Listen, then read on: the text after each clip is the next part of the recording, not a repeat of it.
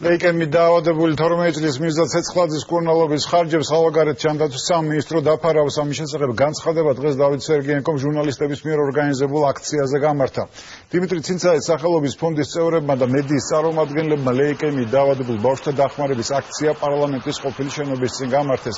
აქციის მთავარი მიზანი დაავადებული ორი მოზარდის გიორგი გაბედავას და მირზა ცეცხლაძის სამკურნალოდ საჭირო თანხის მოძიება და მათი გადარჩენა იყო. აქციის დაწყებიდან რამდენიმე წუთში რუსთაველზე ჯანდაცვის მინისტრიც მივიდა დავით სერგეენკოს დაპირებით. მირზა ცეცხლაძის გარდა ანალოგიურ დახმარებას სამინისტრო გიორგი გაბედავასაც გაუწევს.